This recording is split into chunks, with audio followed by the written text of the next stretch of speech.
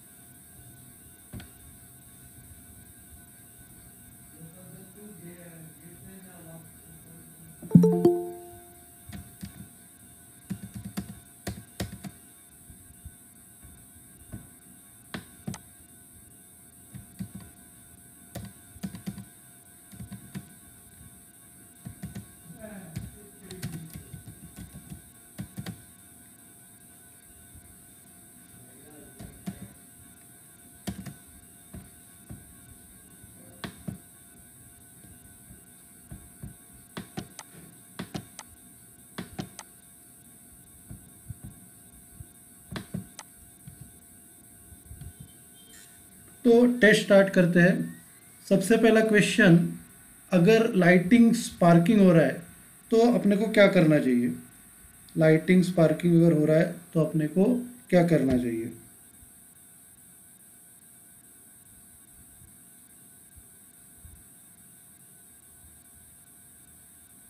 आज पढ़ा है कि नहीं।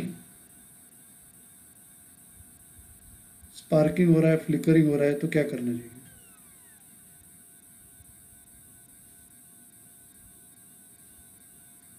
हम्म। तो अगर स्पार्किंग हो रहा है तो बल्ब को निकालना है, रिमूव द बल्ब। तो क्योंकि लाइट के वजह से yes remove the bulb.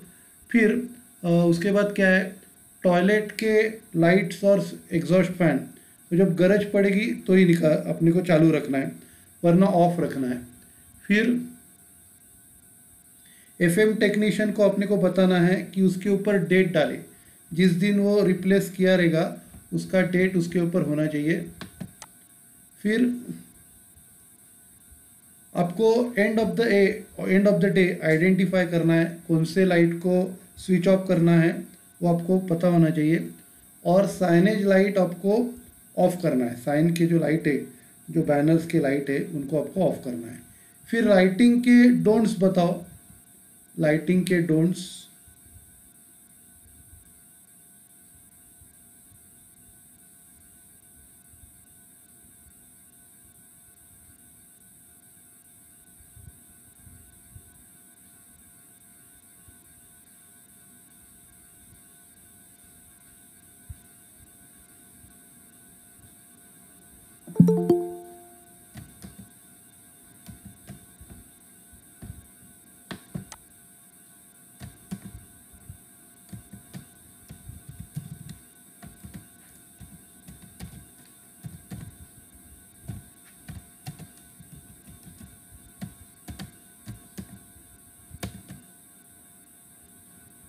Hmm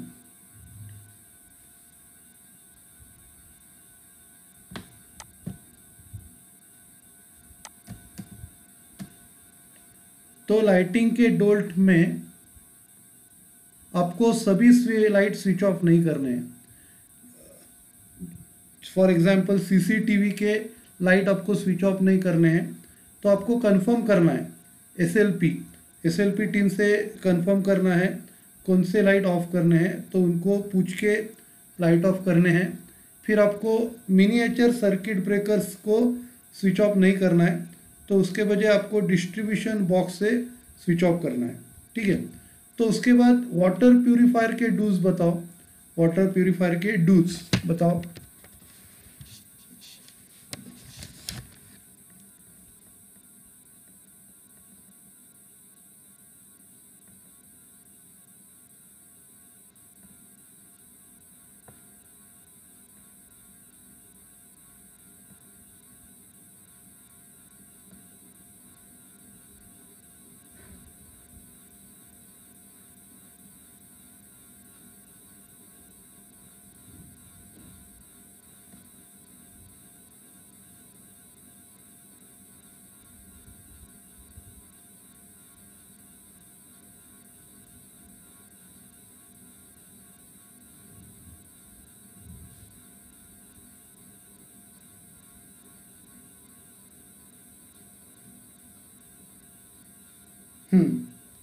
water purifier के डूज है, आपको वाटर का जो पाइप है वो सिस्टम के ऊपर नहीं रखना है। बाद में दूसरा, बेंडिंग अवॉइड करना है, आपका पाइप है ना किधर बेंड नहीं होना चाहिए। फिर वाटर प्यूरिफायर के डोंट बताओ, वाटर प्यूरिफायर के डोंट बताओ।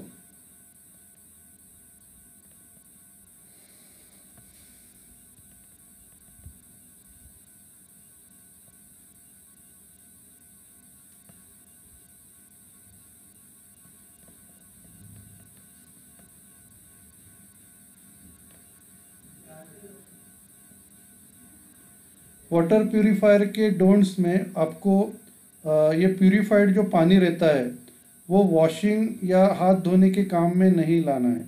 आपको उससे ना बर्तन धोने ना आपको हाथ धोना है। आज पढ़ाई नहीं किया क्या, किसके आंसर्स नहीं आ रहे? फिर वेइंग मशीन के डूज बताओ, वेइंग मशीन के डूज। आज किसके आंसर भी नहीं आ रहे, क्या हो गया, पढ़ाई नहीं किया?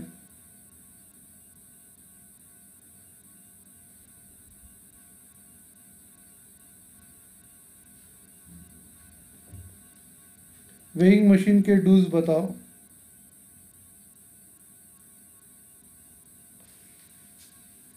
वेइंग मशीन के डूज।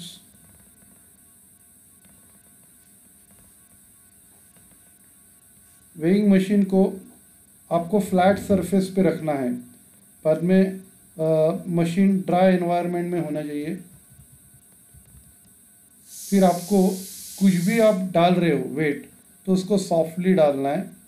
और अगर उसका वजन इंक्रीज़ हो रहा है, अगर हम लोग ने कुछ डाला नहीं और फिर भी इंक्रीज़ हो रहा है, तो आपको चेक करना है कि ट्रे किधर छू रहा है क्या नहीं छू रहा है।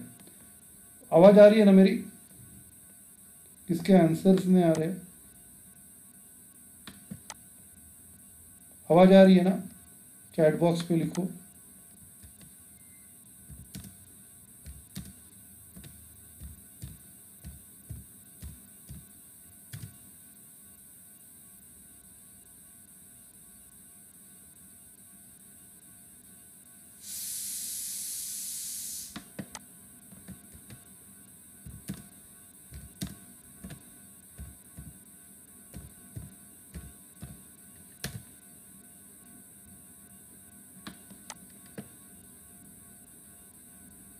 अच्छा, नीचे आंसर से, okay okay, sorry sorry sorry.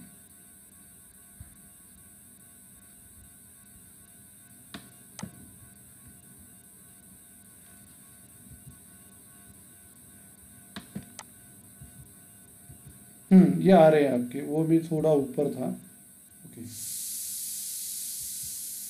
Dry environment चाहिए, ड्राई एनवायरनमेंट में रखना है। फिर उसके ऊपर जो वेट डालना है आपको सॉफ्टली डालना है। और उसके बाद आपको ज़्यादा टाइम के लिए वेट नहीं रखना है, ठीक है।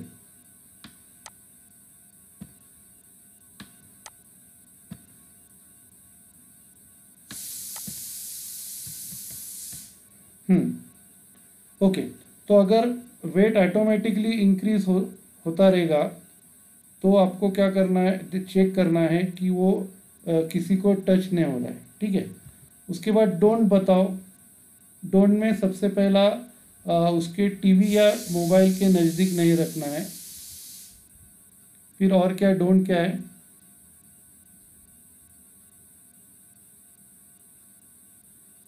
और डोंट क्या है,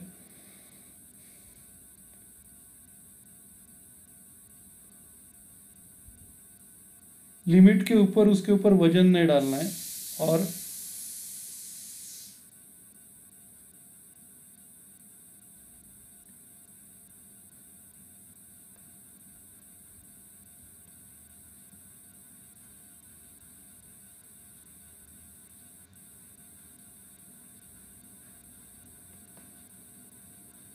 उसके बाद आपको जो वेट रखना है वो ज़्यादा टाइम नहीं रखना है। फिर आपको उसके ऊपर पानी नहीं डालना है और ह्यूमिड कंडीशंस पे रहने नहीं रहना है, ताकि आपको शॉक ना लगे और इनकरेक्ट रीडिंग नहीं आना चाहिए। फिर फायर एक्सटिंग्विशर के डूज बताओ। फायर एक्सटिंग्विशर के dos,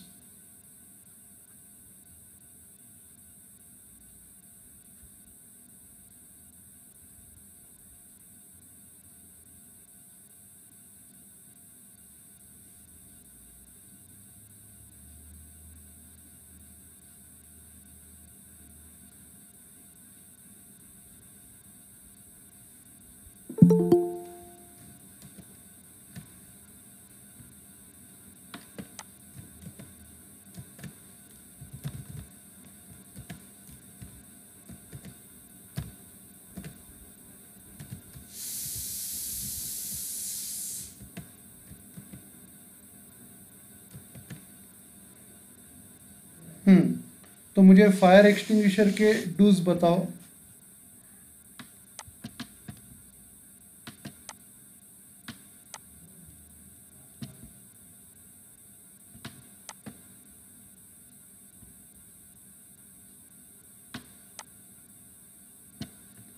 yes, access and visibility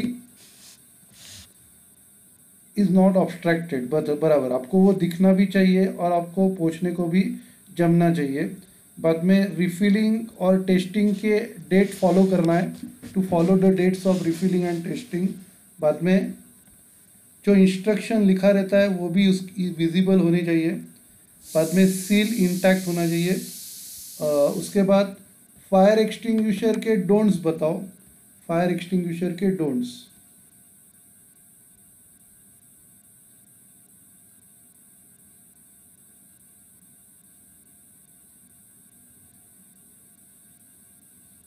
fire extinguisher के डोंट्स बताओ।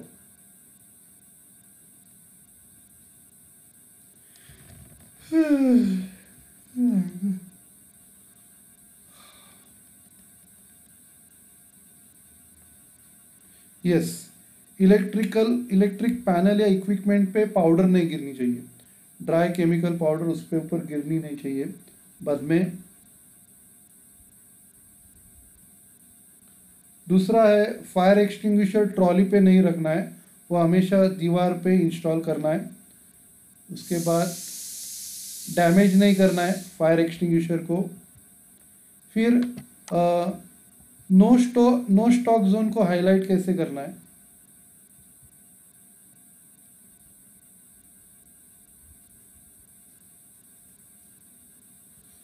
आएगा, नो स्टॉक जोन को हाईलाइट कैसे करने का है।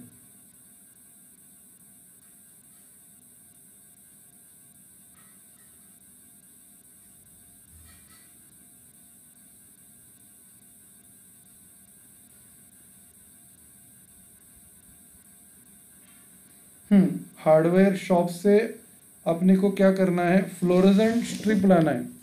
येलो फ्लोरेसेंट स्ट्रिप आपको लाके चिकटाना है और वो हार्डवेयर शॉप से लाना है, लोकल मार्केट से। और उसका एंट्री करना है बिजनेस ट्रांजैक्शन करके, अदर कंज्यूमेबल कंज्यूम करके कैश बुक में उसका एंट्री करना है। ओके, उसके बाद ओके ये मॉड्यूल ख़त्म हो गया। फिर अगला जो है retail staff entry and exit. Okay, मुझे स्टाफ एंट्री और एग्जिट के प्रिंसिपल्स बताओ। स्टाफ एंट्री एग्जिट के प्रिंसिपल्स बताओ।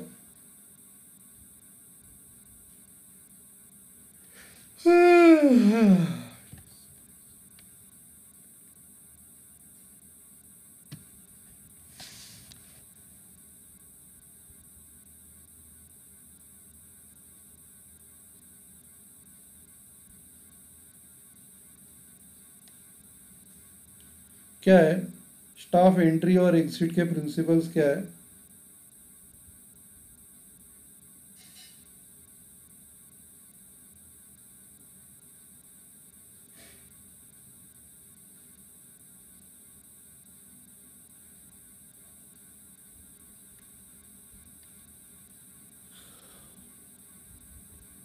Okay, entry shift time and exit shift time, सबको अपना entry shift time entry exit time follow करना है। बाद में वेंडर स्टाफ को भी अपना एंट्री और एग्जिट टाइम फॉलो करना है। फिर अगर ब्रेक पे बाहर जाना है तो उनको staff attendance and position declaration register पे एंट्री करना है। ठीक है, बाद में एंट्री के रेगुलेशंस क्या है? Employ brand vendor staff entry के रेगुलेशंस।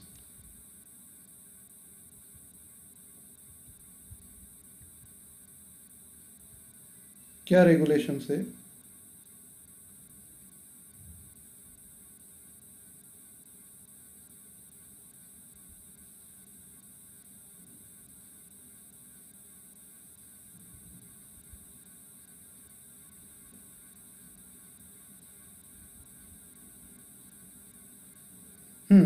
सेपरेट एंट्री रहती है, कस्टमर के एंट्री से नहीं आना है। फिर वैलिड आईडी होना चाहिए, वैलिड आईडी उनके पास होना चाहिए। और अगर आईडी नहीं है तो उनको रजिस्टर पे एंट्री करना है। फिर अगर ऑफ रहेगा, हम लोग को छुट्टी रहेगी, और अगर एम्प्लॉय आता रहेगा तो भी उसको स्टाफ एंट्री से ही एंटर करना है। फिर ब्रांड वेंडर स्टाफ के पास भी आईडी होनी चाहिए। फिर एंट्री होने के बाद उनको ये staff attendance and position declaration register उनको भरना है। उसमें डिक्लेयर करना है कि उनके पास क्या क्या है, उसका डिक्लेरेशन करना है। फिर और उनको स्टाफ को अपने खुद के हैंडराइटिंग में लिखना है, उधर प्रॉक्सी अलाउड नहीं है। और ये शॉप के अंदर उनको सिगरेट लाइटर मैच बॉक्स गुटखा ये लेके नहीं जाना है। फिर उनको क्यू में खड़ा रहना है लीगल प्रोसेसिंग एसोसिएट के सामने चेकिंग के लिए। बाद में चेकिंग करते वक्त सब उसके जो बिलोंगिंग्स है वो बास्केट पे रखने हैं।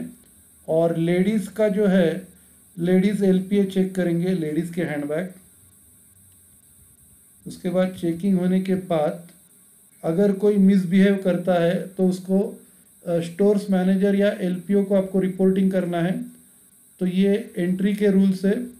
उसके बाद हम लोग जो स्टोर्स या शॉप पे एंट्री अपनी होती है तो क्या रूल्स है? शॉप या स्टोर्स पे एंट्री के क्या रूल्स है?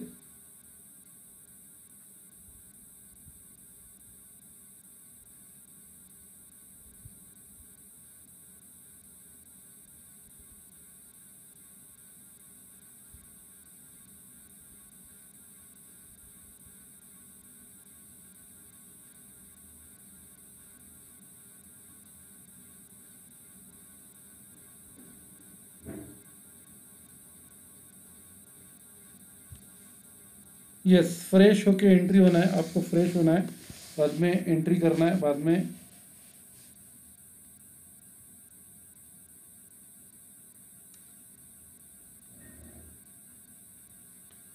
उसके बाद कार्ड स्वाइप करने हैं एसीएस टर्मिनल पे। और फिर ब्रांड स्टाफ रहेंगे, उनको अपने ही डिपार्टमेंट में रहना है। और उनको जो एंट्री करना है उसके लिए जो वॉल क्लॉक रहेगा वही सभी पर्पस के लिए यूज़ होगा। बाद में जो भी बिलोंगिंग रहेंगे वो उनको लॉकर में रखने हैं, ठीक है। उसके बाद स्टाफ मूवमेंट के क्या रेगुलेशन है, स्टाफ मूवमेंट के क्या रेगुलेशन है।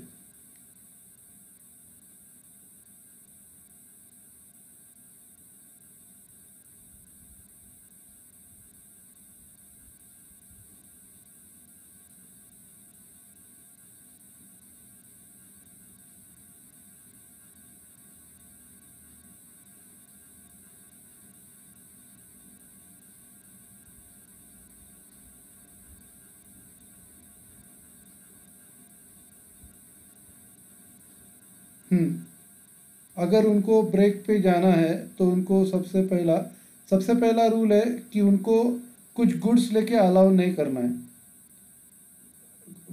अगर रेस्ट रूम ट्रायल रूम में जाना है तो उनको कुछ गुड्स लेके नहीं जाना है। बाद में अगर समझो उनको ब्रेक पे जाना है तो एंट्री करके जाना है, staff movement and position declaration register पे एंट्री करना है। फिर हाउस कीपिंग स्टाफ के जैसा ही रूल्स एंड रेगुलेशंस फॉलो करना है। फिर एलपीओ सुपरवाइज़र को 2 बार सरप्राइज विजिट देना है स्टाफ लॉकर्स के उधर। फिर वेंडर स्टाफ को अपना डिपार्टमेंट छोड़ के इधर दूसरे डिपार्टमेंट में नहीं जाना है। फिर अगर कोई वेंडर स्टाफ को रिपेयर्स या सर्विस के लिए होता है तो डिपार्टमेंट मैनेजर के अंडर वो मॉनिटर करेगा, कंट्रोल करेगा, और सर्विस और रिपेयर होने के बाद डिपार्टमेंट मैनेजर सर्टिफिकेट साइन करके देगा, ठीक है। फिर एग्जिट के रिगार्डिंग क्या रूल्स एंड रेगुलेशंस है, एग्जिट के रिगार्डिंग क्या रेगुलेशंस है।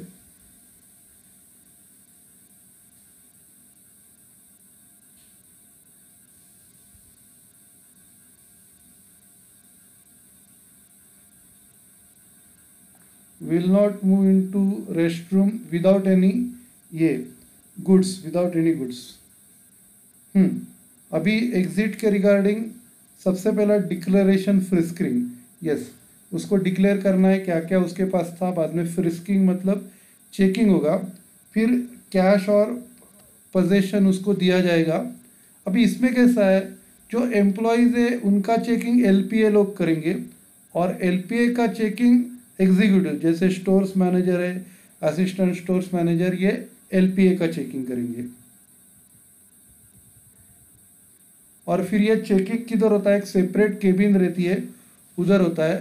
तो उसके बाद क्या करना है, अपने कार्ड्स को स्वाइप करना है, फिर एंट्री करनी है, और एंट्री करने के बाद एलपीए क्या करेगा, टैली करेगा कि स्टार्टिंग में जो बिलोंगिंग्स था वही एंड में है क्या, और लास्ट में प्रायोरिटी स्टाफ के मेंबर्स को दी जाएगी। ओके, तो फिर अपना टेस्ट खत्म हो गया। अभी हम लोग अपना टॉपिक स्टार्ट करते हैं।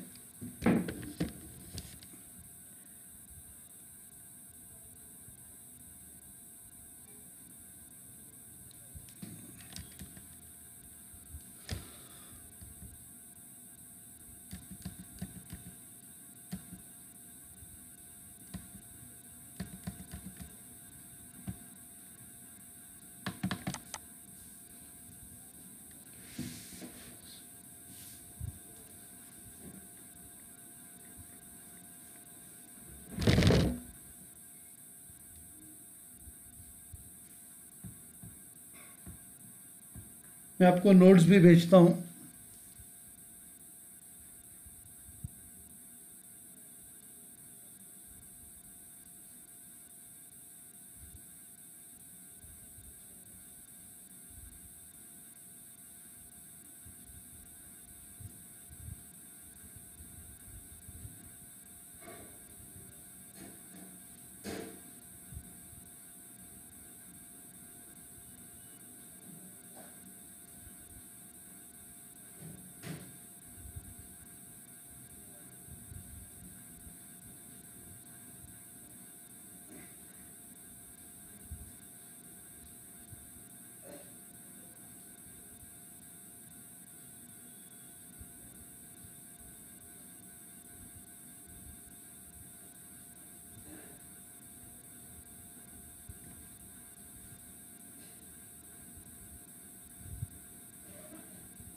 तो नोट्स मैंने ग्रुप पे भेजा है, बाद में आपको स्क्रीन शेयर भी करता हूँ।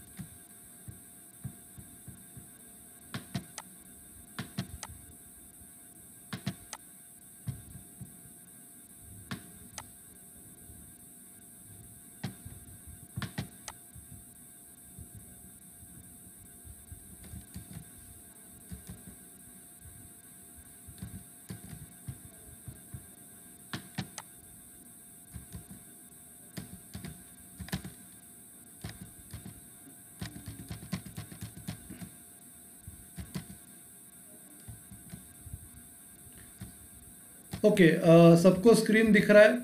मुझे चैट बॉक्स में आंसर भेजो। सबको स्क्रीन दिख रहा है?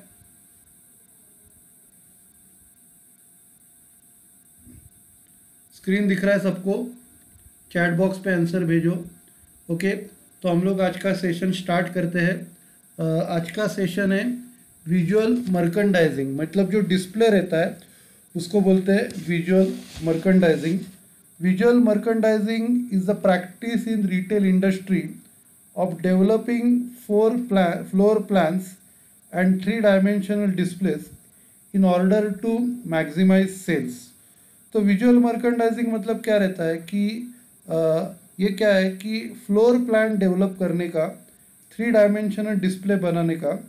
तो उसका पर्पस क्या है? सेल्स को मैक्सिमम करना है, सेल्स को बढ़ाना है, ये इसका ऑब्जेक्ट रहता है। Both goods and services can be displayed to highlight their features and brands. हम लोग दोनों गुड्स और सर्विसेज दोनों डिस्प्ले करते हैं, उनके फीचर्स और उनके बेनिफिट्स बताते हैं। It refers to anything that can be seen by the customer inside and outside a store, including displays, decoration, signs and layout of space. तो उसमें सब कुछ है जो कस्टमर को स्टोर्स के बाहर और अंदर दिखता है, जैसे डिस्प्ले हो, डेकोरेशन हो, साइन, लेआउट, तो ये सब आता है जो कस्टमर्स को अट्रैक्ट करता है। The overall purpose of visual merchandising is to get customer to come into the store and spend money. तो पूरा पर्पस क्या है विजुअल मर्केंडाइजिंग का? कि कस्टमर अंदर आए और वो स्टोर्स में आके पैसा खर्चा करे। तो ये पर्पस रहता है विजुअल मर्केंडाइजिंग का। In store communication which helps to drive sales and also an art of product presentation to persuade customer to purchase। Store में कैसे रहता है? एक तो कम्युनिकेशन काम में आता है, जो एसोसिएट्स लोग बताते हैं, एक तो वो काम में आता है, और दूसरा ये प्रेजेंटेशन काम में आता है ताकि कस्टमर लोग गुड्स परचेज करें। VM is used to highlight the following. तो VM हम लोग यूज़ करते हैं विजुअल मर्केंडाइजिंग, जिससे हाईलाइट होता है प्राइस कम्युनिकेशन, प्राइस के बारे में पता चलता है, प्रमोशन कम्युनिकेशन, कुछ ऑफर वगैरह रहेगी तो उसके बारे में पता चलता है। Every fixture in the store should have clear price, promotion and event if applicable. अभी इवेंट क्या है कि एक पर्टिकुलर जो उनको ऑफर चल रहा है वो 2 दिन के लिए, 3 दिन के लिए, तो उसको इवेंट बोलते हैं। VM needs to be changed regularly depending on the price, promotion or event valid at that time। तो विजुअल मर्केंडाइजिंग अपने को हमेशा बदलते रहना चाहिए कि अगर प्राइस चेंज हो गया, प्रमोशन के ऑफर चेंज हो गए या इवेंट की वैलिडिटी ख़त्म हो गई, तो इनको बदलना है। अभी वाई विजुअल मर्केंडाइजिंग? ये विजुअल मर्केंडाइजिंग क्यों करना है? सबसे पहला हाईलाइट मर्केंडाइज, ये गुड्स को हाईलाइट करते हैं। फिर invites, welcomes and attract customers, लोगों को इनवाइट करते हैं, वेलकम करते हैं और कस्टमर्स को अट्रैक्ट करते हैं। बाद में provides applicable price and promotion information of products to customer. तो वो लोग क्या करते हैं, उसकी प्राइस और इंफॉर्मेशन कस्टमर्स को बताते हैं प्रोडक्ट्स के बारे में। The objective of merchandise is to sell more and fulfil the needs and wants of the customers. तो मर्केंडाइजिंग का ऑब्जेक्ट क्या रहता है, ज़्यादा से ज़्यादा सेल करे और कस्टमर लोगों की जो नीड्स और वांट्स है उनको फुलफिल करे। तो effective linking the means to an end, मतलब उनके पास जो पैसा है वो मीन्स है, और एंड मतलब क्या, वांट को सेटिस्फाई करना। तो लोगों की गरज को सेटिस्फाई करना, ये रोल होता है मर्केंडाइजिंग का। ठीक है, उसके बाद व्हाट इज मर्केंडाइज प्रेजेंटेशन। तो मर्केंडाइज प्रेजेंटेशन एग्जैक्टली क्या है? It refers to the manner in which products are presented and arrange in the stores. तो ये क्या है, एक मैनर है, एक प्रोसीजर है जिससे हम लोग प्रोडक्ट्स स्टोर में प्रेजेंट करते हैं या अरेंज करते हैं। It is the art of displaying stock aids, the much needed visual element to a retail stores.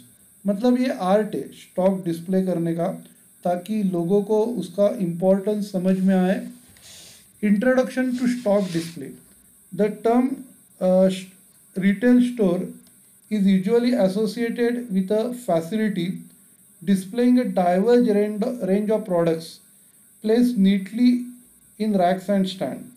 तो रिटेल स्टोर का मतलब ही यह है कि एक फैसिलिटी है जो अपने को डाइवर्स रेंज ऑफ प्रोडक्ट्स अपने को बताता है और जो नीटली रैक्स और स्टैंड्स पे रखे जाते हैं।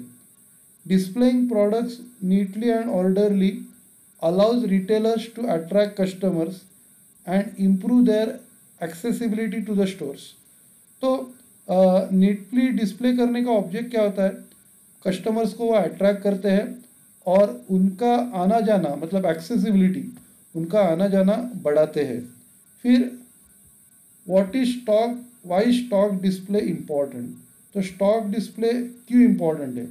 सबसे पहला, अट्रैक्ट कस्टमर्स अटेंशन, कस्टमर के अटेंशन को अट्रैक्ट करना। फिर कस्टमर में इंटरेस्ट क्रिएट करना, क्रिएट कस्टमर इंटरेस्ट। फिर जनरेट क्यूरोसिटी, मतलब ये अच्छा है, परचेस करना चाहिए, तो पोटेंशियल बायर्स में क्यूरोसिटी क्रिएट करना। एग्जिबिट की प्रोडक्ट फीचर, इसके इम्पोर्टेंट फीचर्स लोगों को बताना। Provide product related information, product के रिलेटेड इंफॉर्मेशन लोगों को बताना। Can create a unique image for stores, एक अच्छी इमेज स्टोर्स के बारे में बनाना कस्टमर्स के माइंड में। फिर give store a specific identity, अपने स्टोर्स को एक स्पेसिफिक आइडेंटिटी देना। Allow the retailer to build brand value, retailer को एक ब्रांड वैल्यू बनाने के मदद करता है। Helps in catching attention of more and more customers, और वो अटेंशन कैच करता है ज़्यादा से ज़्यादा कस्टमर्स की। पर में फैक्टर्स डिटरमाइनिंग स्टोर्स डिस्प्ले, कौन से फैक्टर्स के ऊपर स्टोर्स डिस्प्ले डिपेंडेंट होता है? तो store stock display can vary from one retail stores to another retail stores. एक रिटेल स्टोर से दूसरे रिटेल स्टोर्स के लिए डिस्प्ले अलग अलग हो सकता है। Following are the factors for effective display of goods. तो डिस्प्ले ऑफ स्टॉक के लिए कौन से फैक्टर्स अपने को कंसिडर करने पड़ते हैं? सबसे पहला, टाइप ऑफ स्टॉक, कौन से टाइप का स्टॉक है। फिर डेट ऑफ स्टॉक डिस्प्ले, आप कौन से दिन स्टॉक डिस्प्ले करने वाले हो। फिर स्टोर स्पेस, स्पेस कितना अवेलेबल है। फिर पोजीशन किधर है। तो ये सब फैक्टर्स इंपॉर्टेंट है। बाद में steps in preparing display, display किस प्रकार आपको बनाना है। सबसे पहला, गैदरिंग मटेरियल फॉर डिस्प्ले, आपको मटेरियल गैदर करना है डिस्प्ले करने के लिए। फिर preparing the display area, display area को प्रिपेयर करना है। फिर अरेंजिंग ईज ऑफ एक्सेस, आपको क्या करना है, कोई भी आदमी को उधर इजीली पहुंच पाए तो इजीली एक्सेस आपको प्रोवाइड करना है।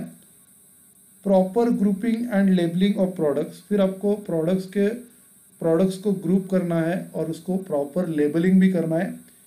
Keeping display neat clean and tidy, display को आपको नीट क्लीन एंड टाइडी रखना है। उसके बाद अगला पॉइंट है परमानेंट वर्सेस मूवेबल डिस्प्ले। तो decision related to use movable और permanent display basically depends on the kind of product you want to sell. तो मूवेबल डिस्प्ले यूज़ करने का या परमानेंट डिस्प्ले यूज़ करने का ये प्रोडक्ट के ऊपर डिपेंड होता है, जो प्रोडक्ट अपने को बेचना है। Keeping movable fixture at stores helps in maintaining flexibility, movable fixture maintain रखना, उससे क्या होता है, फ्लेक्सिबिलिटी स्टोर्स में मेंटेन होती है। Combination of both permanent and movable display enhances flexibility, तो अगर कॉम्बिनेशन अगर रखा तो उससे फ्लेक्सिबिलिटी और ज़्यादा बढ़ती है। While reducing the task of continuity putting display up and tearing them down later, तो उससे क्या होता है कि बार बार उसको निकालना फिर रखना।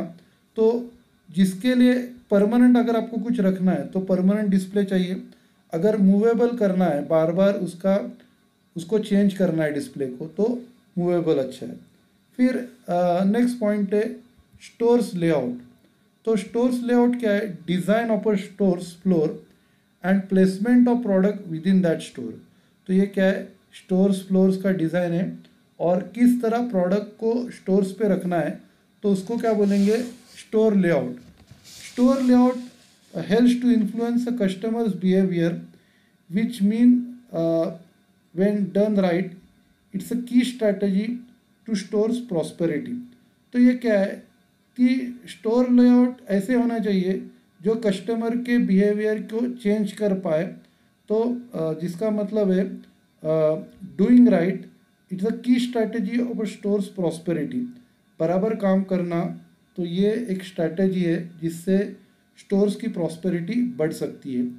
It helps in choosing best spots to place merchandise and design customer flow as well as the ambience also play huge role in restaurant as well within their stores.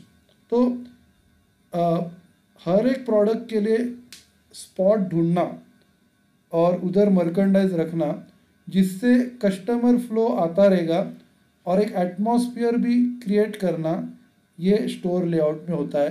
तो एम्बियंस मतलब atmosphere और ये atmosphere restaurant में भी important होता है। Customer flow helps in understanding if the placement of its merchandise और its layout is working correctly. तो कस्टमर फ्लो से अपने को पता चलता है कि हम लोग ने जो मर्केंडाइज प्लेस किया है वो प्रॉपर प्लेस किया है या नहीं किया है, या उसका स्टोर लेआउट बराबर चल रहा है क्या नहीं चल रहा है, ये कस्टमर फ्लो से अपने को पता चलेगा।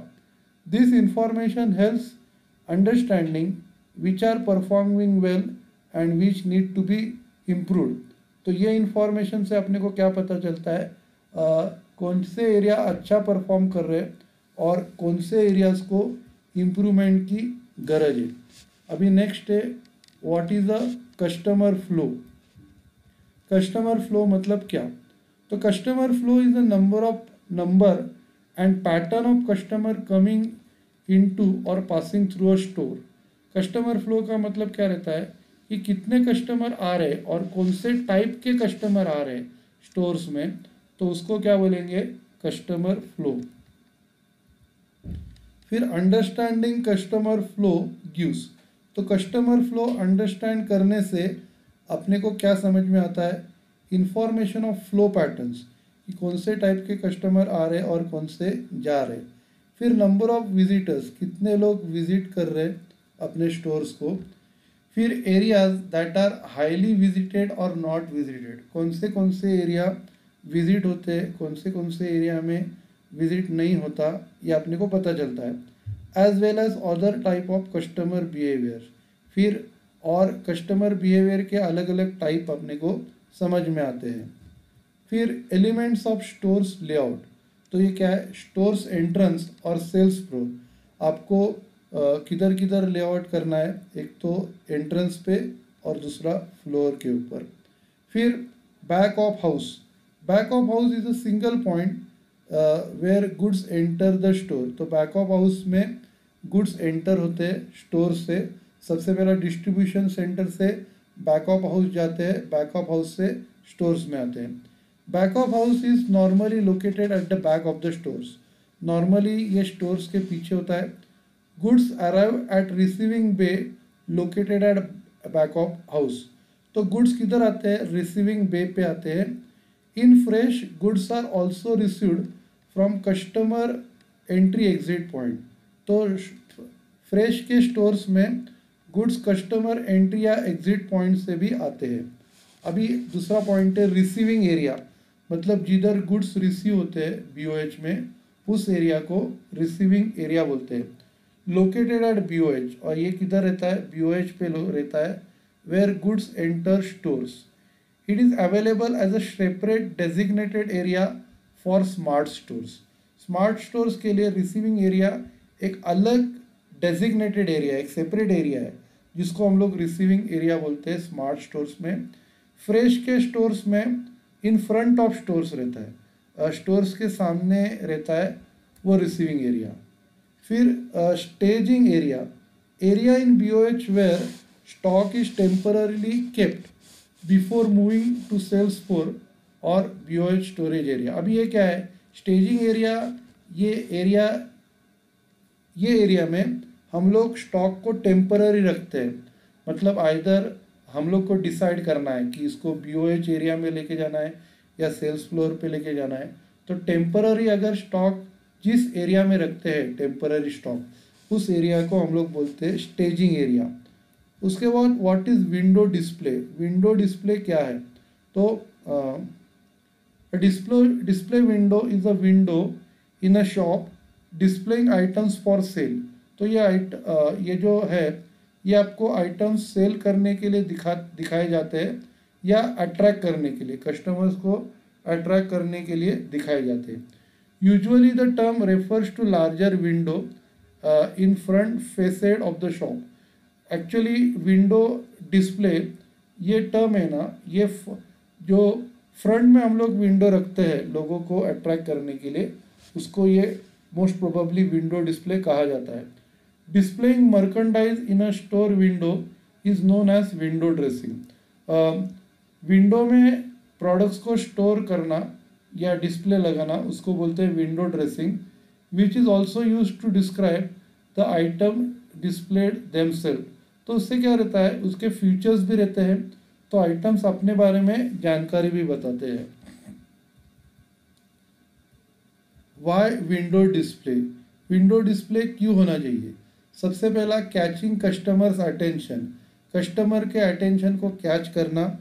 इन order to encourage your customers to come to the outlets, अगर आपको एनकरेज करना है कस्टमर को आने के लिए, then and see what you have for them. तो विंडो डिस्प्ले क्यों करना चाहिए, ताकि अगर आपको कस्टमर्स को इधर आने के लिए बताना है तो आपको विंडो डिस्प्ले की गरज है। Attractive and eye catching window display can boost up store traffic या फुटफॉल। तो इससे क्या होता है, अगर अट्रैक्टिव विंडो डिस्प्ले रखा तो ट्रैफिक लोगों का बढ़ते रहता है, कस्टमर्स बढ़ते जाते हैं। फिर नेक्स्ट पॉइंट है लेबलिंग मटेरियल एंड इक्विपमेंट। सबसे पहला देखेंगे importance of labelling. Importance of labelling is that it provides proper description of products in retail stores. तो जो भी प्रोडक्ट्स है उनकी इंफॉर्मेशन लेबल पे लिखी रहती है। Besides informing customer about utility of various product, it also provides proper and accurate labeling facilities in promoting store sales। मतलब कुछ ऑफर वगैरह रहेगा तो वो भी उस पर डिस्प्ले किया जाएगा। बाद में barcoding and radio frequency identification are some modern labelling technologies used in stores nowadays. अभी हम लोग क्या करते हैं, लेबलिंग को बार कोड और रेडियो फ्रीक्वेंसी लगाते हैं, टैग्स लगाते हैं। तो ये मॉडर्न टेक्नोलॉजी रिटेल स्टोर्स में अभी यूज़ होती है। This technology simplify the overall billing process. तो ये टेक्नोलॉजी के वजह से क्या होता है, बिलिंग प्रोसेस इजी होता है और अपने को प्रोडक्ट्स के स्टॉक के बारे में इंफॉर्मेशन भी मिलती है। And also collect valuable sales related data for data analytical purpose. तो जो इम्पोर्टेंट डेटा चाहिए वो भी अपने को मिलता है डेटा एनालिटिकल पर्पस के लिए। फिर लेबलिंग इन रिटेल। तो tags and labels are significant part of the retail business. तो ये इम्पॉर्टेंट पार्ट्स है टैग्स और लेबल रिटेल बिजनेस के। They help the retail community is increasing the sales and improving the process. तो वो क्या करते हैं, सेल्स को बढ़ाने के लिए और प्रोसेस इम्प्रूव करने के लिए हेल्प करते हैं। बाद में retailing label on the product following are printed. Product में के ऊपर क्या क्या प्रिंट किया रहता है। सबसे पहला नंबर ऑफ कैलोरीज, कैलोरीज कितनी है। Total fat content, fat content कितना है। बाद में manufacturing and best before date, कौन से दिन ये बनाया गया है, मैन्युफैक्चर किया गया है और एक्सपायरी डेट क्या है। फिर लोकेशन ऑफ मैन्युफैक्चरिंग यूनिट, ये किधर बनाया गया है, ये सब डिटेल्स होना चाहिए। बाद में एमआरपी, मैक्सिमम रिटेल प्राइस, ये होना चाहिए। It is also important to ensure that labels are attach correctly to corresponding products. तो आपको ये भी देखना है कि प्रॉपर लेबल प्रॉपर प्रोडक्ट पे चिपकाया होना चाहिए, अटैच होना चाहिए, वरना हम लोग गुड्स कुछ भी रेट में बेच सकते हैं। Product on display must be arrange carefully so that information printed on labels is clearly and readily visible to the customers। तो जो लेबल्स हम लोग ने लगाए हैं वो कस्टमर्स को डिस्प्ले होने चाहिए ताकि जो भी इंफॉर्मेशन है वो कस्टमर्स को पता चले। In case of offer special discount, a retail store must ensure that labels indicating special offers and discount are attached to the respective item well in advance। और अगर कुछ ऑफर वगैरह रहेगा या डिस्काउंट रहेगा तो वो पर्टिकुलर इंफॉर्मेशन गुड्स कस्टमर को रखने से पहले, डिस्प्ले रखने से पहले उधर तक पहुंचनी चाहिए। While labeling product, the following factors must be considered। Labelling करने से पहले कौन से चीज़ें आपको ध्यान में रखनी है। The label should clearly state the products MRP. सबसे पहले तो एमआरपी उधर क्लियरली बतानी है, as well as manufacturers name and address. उसके साथ मैन्युफैक्चर का नाम और पता भी उसमें रहना चाहिए। Labels must clearly state any statutory warning related to product. कुछ स्टैट्यूटरी वार्निंग होगी, जैसे cigarette smoking is injurious to health, तो ऐसी कुछ स्टैट्यूटरी वार्निंग रहेगी तो लेबल्स के ऊपर वो क्लियरली लिखी हुई होनी चाहिए। Labels must provide direction for use for products. Label के ऊपर कैसे प्रोडक्ट यूज़ करने का उसके डायरेक्शन होने चाहिए। Specially for product related to food, health and beauty. तो ये मोस्ट प्रोबेबली किसके लिए चाहिए, फूड, हेल्थ और ब्यूटी रिलेटेड प्रोडक्ट्स के लिए चाहिए। Label should state relevant terms and condition related to the product. Label के ऊपर वो प्रोडक्ट के रिलेटेड टर्म्स एंड कंडीशंस होने चाहिए। फिर नेक्स्ट पॉइंट है visual merchandising display. Potential places for displaying product. कौन से प्लेस पे प्रोडक्ट डिस्प्ले होना चाहिए। While identifying a suitable location to display your merchandise, you must take following aspect into consideration। जब आप प्रोडक्ट्स को डिस्प्ले करने जा रहे हैं किसी पर्टिकुलर लोकेशन पे तो आपको ये पॉइंट्स ध्यान में रखने हैं। सबसे पहला type, size and nature of the products. आपको सबसे पहला टाइप कौन सा है, साइज कौन सा है, प्रोडक्ट का नेचर क्या है, ये आपको कंसिडर करना है। Whether display location will be successful in catching customers attention. तो अगर ये पर्टिकुलर लोकेशन कस्टमर को जीतने में मदद करेगा क्या, या उसका अटेंशन ले पाएगा क्या। Whether display location focus on the merchandise and matches with the surrounding environment. उसके बाद डिस्प्ले लोकेशन मर्केंटाइज के ऊपर फोकस करेगा क्या, या वो सराउंडिंग एनवायरनमेंट के साथ मैच करेगा क्या। बाद में potential places for displaying in the retail store, किधर किधर प्लेस करना चाहिए। वॉल डिस्प्ले और विंडो डिस्प्ले, मतलब अगर वॉल रहेगा उस पर या विंडो पे डिस्प्ले करना चाहिए। Elements of display, some key elements of display to be consider by retailers is product information. Product information ये एक डिस्प्ले का बहुत इंपॉर्टेंट प्रोडक्ट है, बहुत इंपॉर्टेंट फैक्टर है। फिर types of display, in addition merchandise can also dressed in following types of display. आप merchandise को ये टाइप के डिस्प्लेज में भी रख सकते हैं, जैसे गोंडोलाज है, शेल्स है, राउंड रैक, प्रॉप्स। फिर यूज़ ऑफ ग्राफिक्स, तो ग्राफिक्स आपको यूज़ करना है। Besides lighting, signage and graphic also play an important role in the retail store. Lighting और साइनेज मतलब बैनर्स के अलावा ग्राफिक भी बहुत इम्पॉर्टेंट रोल प्ले करते हैं। Some graphics commonly used in retail stores, कुछ कॉमनली ग्राफिक जो यूज़ किए जाते हैं वो है food and drinks are not allowed, ऐसे लिखा रहता है। बाद में ट्रॉलीज अवेलेबल हियर, फिर एग्जिट। तो ऐसे जो वर्डिंग्स है आपको डिजिटल दिखाई देंगे या ग्राफिक के माध्यम से आपको दिखाई देंगे। फिर यूज़ ऑफ साइनेज, साइनेज मतलब बैनर।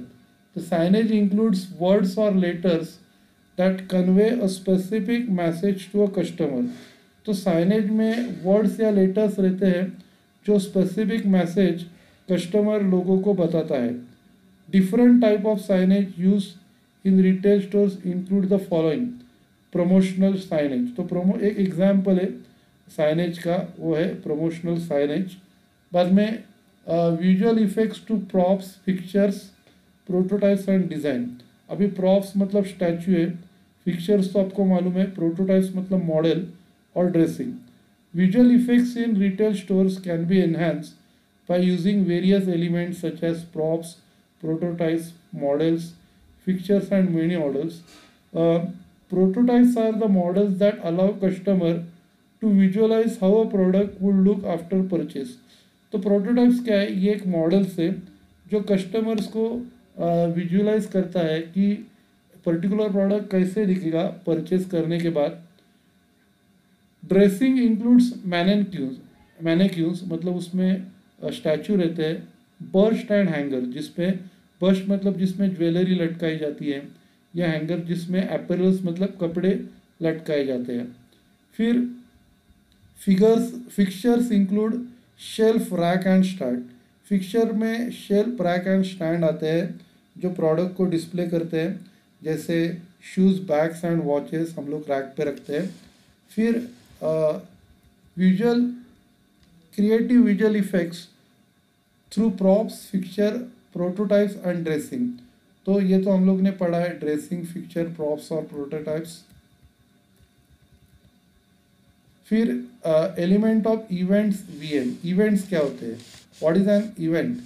तो event is a special promotional plan for store as per the trend plan to highlight and push sale of special SKU। तो इवेंट जो होता है एक प्रमोशन है जो हम लोग प्लान करते हैं एक पर्टिकुलर SKU का सेल बढ़ाने का। इवेंट कुड बी सीजनेबल और thematic.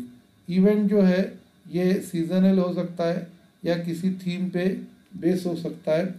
The plan could be link to the following. Plan हम लोग लिंक कर सकते हैं, जैसे फेस्टिवल है, दिवाली, क्रिसमस, ओनम, गुड़ी पाड़वा, ये फेस्टिवल्स है। बाद में नेशनल डेज है, जैसे independence day, republic day etcetera.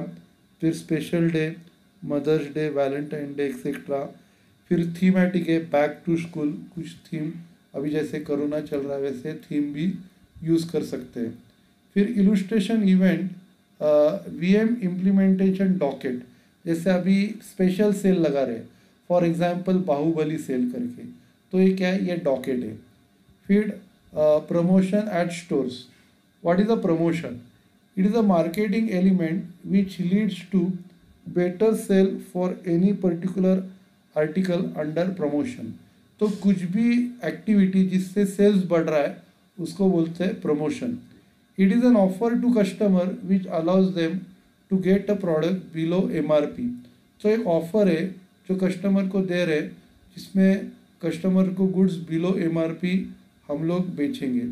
अ प्रमोशन में भी communicate to customers via in stores visual merchandising advertisement leaflet catalogue. तो ये कैसे हम लोग उसको बताएंगे, मर्केंडाइजिंग से, एडवर्टाइजमेंट से, लिफलेट्स या कैटलॉग से। फिर promotional campaigns, business is successful when people buy more. Business कब सक्सेस होता है? जब लोग ज़्यादा परचेस करते हैं।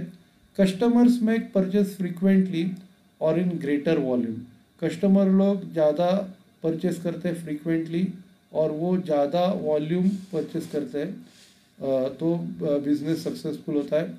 Increase business happens during non peak hours and in of seasons. जब सेल होता है नॉन पीक आवर्स में और ऑफ सीजन्स में तो बिजनेस इंक्रीज होता है। बाद में customer focus timely sales promotion will. तो अगर टाइमली सेल्स प्रमोशन होता है तो एसोसिएट्स को रिवॉर्ड मिलेंगे उनके राइट एक्शन के लिए। गेट कस्टमर टू रिस्पॉन्ड, और वो लोग कस्टमर को रिस्पॉन्ड करने के लिए लगाएंगे और जिससे क्या होगा, अपना बिजनेस की ग्रोथ होगी। बाद में अगला टाइप है टाइप ऑफ प्रमोशंस। प्रमोशन के टाइप क्या क्या है? सबसे पहला क्या है, price discount, free gifts, BOGOF, by one get one free, lottery, value pack, trial price, volume discount, demo, sampling, scratch card. तो ये क्या है, ये सब प्रमोशन के टाइप्स है।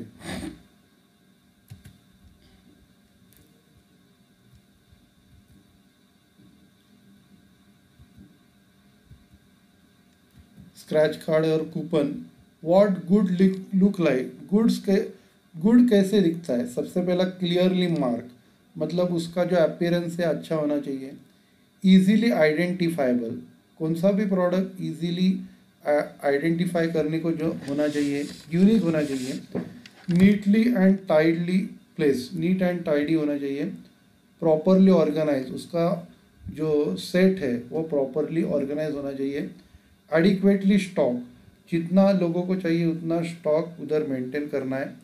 अप्रॉक्सीमेटली टाइम, मतलब जिस टाइम में अपने को डिस्प्ले करना है उसी टाइम में प्रॉपर अपने को वो रखना है।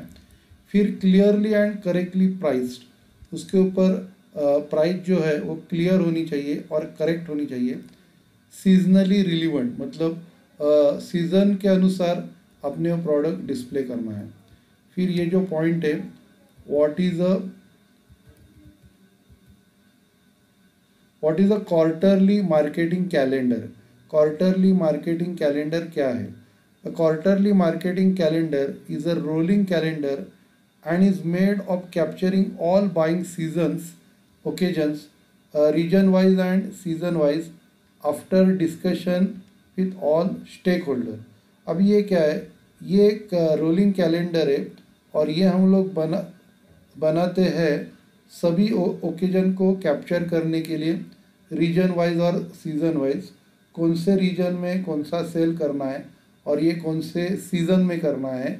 तो इसका डिस्कशन होता है, उसको बोलते हैं quarterly marketing calendar. It depicts business focus areas, वो बिजनेस फोकस एरियाज को दिखाता है for the period and medium of communication. ये बताता है कौन से पीरियड में आपको क्या सेल करना है और किस तरह से करना है। QMC will be shared for 4 quarters. QMC के 4 क्वार्टर्स होते हैं। 4 क्वार्टर्स कौन से? अप्रैल से जून, जुलाई से सितंबर, अक्टूबर से दिसंबर और जनवरी टू मार्च। ये 4 क्वार्टर्स होते हैं क्वार्टरली मार्केटिंग कैलेंडर के।